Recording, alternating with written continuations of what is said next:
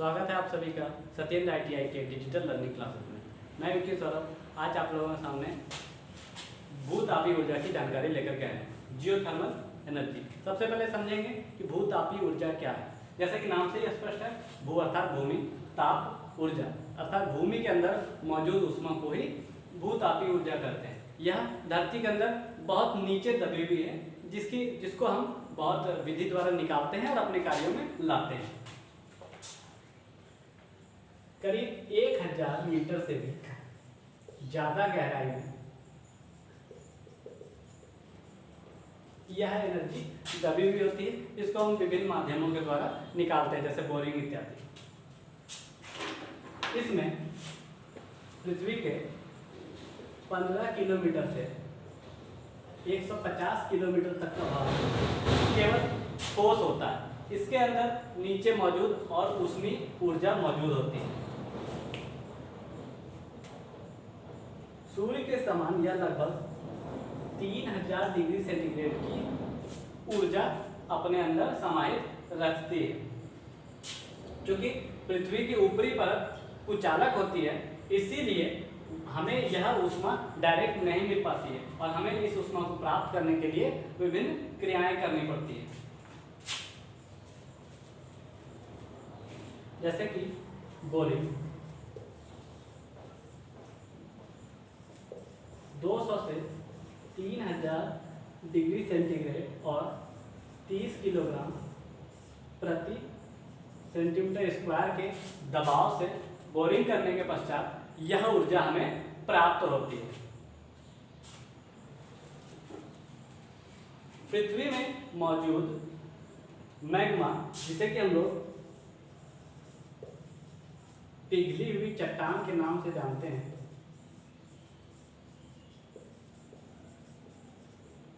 यह 24 से 40 किलोमीटर के रेंज में हमें मिलती है और यह पिघली हुई चट्टान गर्म होती है और इसी से हम ऊष्मा प्राप्त करते हैं।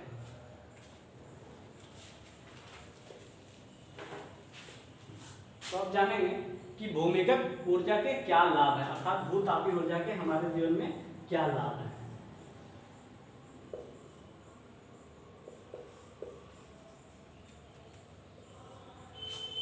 पहला लाभ यह है कि भूतापीय ऊर्जा विविध होती है, मतलब वर्साटाइल होती है,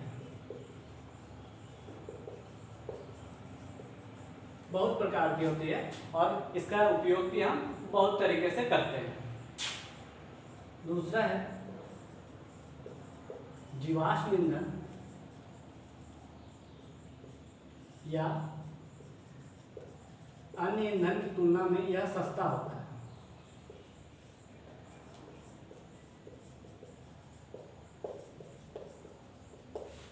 जीवाश्म ईंधन, चूंकि जीवाश्म ईंधन अनवीकरणीय ईंधन है और हमें यह मतलब एक बार अगर हम यह इसका उपयोग कर लेते हैं तो यह समाप्त हो जाता है, लेकिन यह जो है नवीकरणीय ऊर्जा है और यह समाप्त नहीं होती है और यह दूसरे ईंधनों की तुलना में सस्ता भी होता है।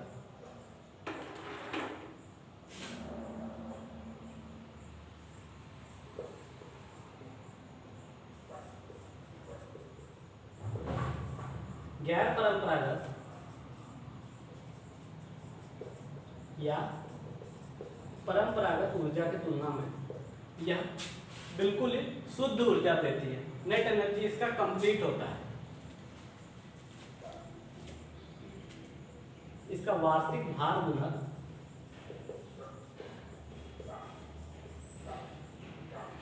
85 से 90% होता है, अर्थात इस ऊर्जा के वार्षिक भार का जो मान है वह 85 से 90% है। साथ ही जीवाश्म ईंधन या ताप विद्युत संयंत्र से 45 से 50% होती है जीवाश्म ईंधनों की वार्षिक भार गुणक और यह 85 से 90% पाई जाती है। जैसा पहले हमने बताया, यह नवीकरणीय ऊर्जा है, अर्थात जैसे सूर्य की ऊर्जा समाप्त नहीं हो सकती है, उसी प्रकार यह भी भूतापीय ऊर्जा समाप्त नहीं हो सकती। इसको हम लोग अक्षय ऊर्जा के नाम से भी जानते हैं। अक्षय ऊर्जा अर्थात कभी नहीं क्षय होने वाली ऊर्जा। तो ये थे भूतापीय ऊर्जा के लाभ। अब है भूतापीय ऊर्जा की हानियां।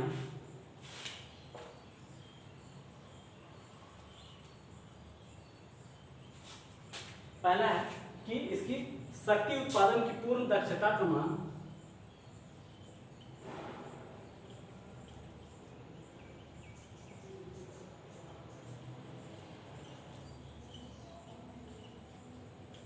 कम होता है, अर्थात 15% होता है, जबकि जीवाश्म ईंधनों की संयंत्रों की ऊर्जा का मान करीब 35 से 40% इनकी दक्षता होती है और भूतापीय ऊर्जा की पूर्ण दक्षता 15% पाई जाती है।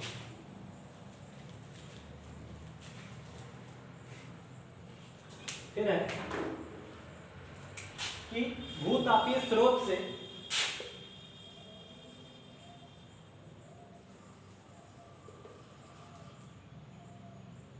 हाइड्रोलॉजिकल या हाइड्रो थर्मल एनर्जी कम होती है और अगर हम भूतापीय ऊर्जा के लिए अगर हम उस ऊर्जा को पन जलाशय से या ऊष्मा से निकालते हैं तो वहाँ की भूमि कमजोर हो जाती है और वो धंस भी सकती है।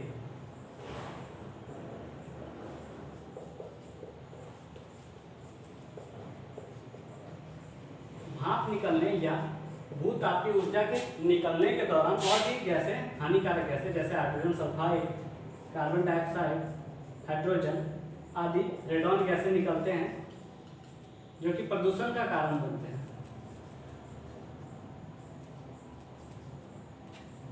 और यह गैसें वातावरण में गर्म जल के साथ ऊपर उठते हैं और रासायनिक अभिक्रिया के साथ वातावरण को प्रदूषित करते हैं। तो हमें इन गैसों को विभिन्न क्रियाओं द्वारा या रासायनिक क्रियाओं द्वारा निकाल कर ही उस ऊष्मा को अपने वातावरण में लाना चाहिए।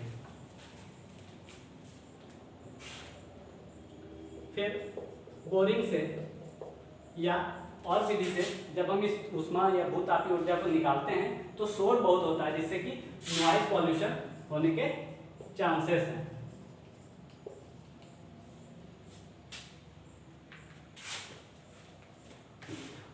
और इसका सबसे इंपॉर्टेंट हानि यह है कि यह अधिक क्षेत्रफल में इस ऊर्जा का दोहन करता है,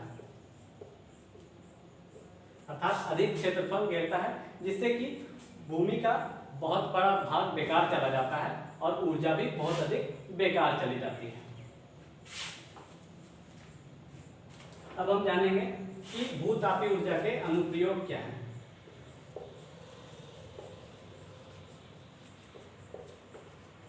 इसके अनुप्रयोग, भूतापीय ऊर्जा के मुख्य अनुप्रयोग गर्म जल और विद्युत उत्पादन के लिए किया जाता है।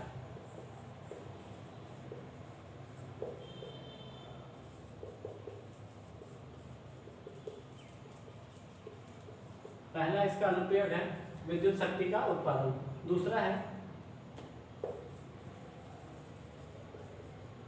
इंडस्ट्रियल प्रोसेस हीट का उत्पादन करना, जिससे कि इंडस्ट्री में उस हीट से उस प्रोसेस से वहां के कार्यों को कम संपन्न किया जाए। तीसरा है स्पेस हीटिंग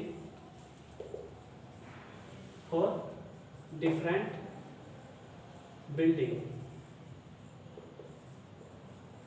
बहुत भवनों के निर्माण और निर्माण कार्यों में स्पेस हीटिंग का यूज भूतापीय ऊर्जा के द्वारा ही किया जाता है।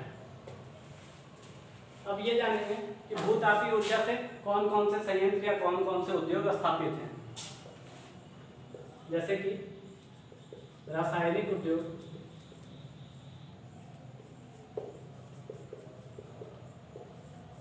भारी जल का उत्पादन,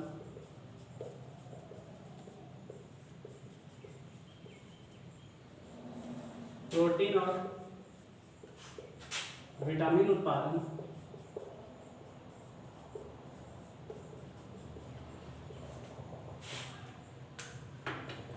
सल्फर और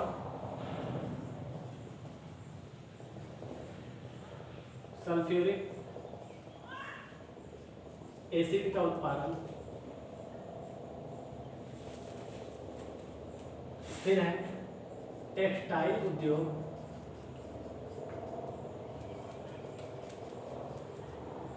फिर है डाई उद्योग,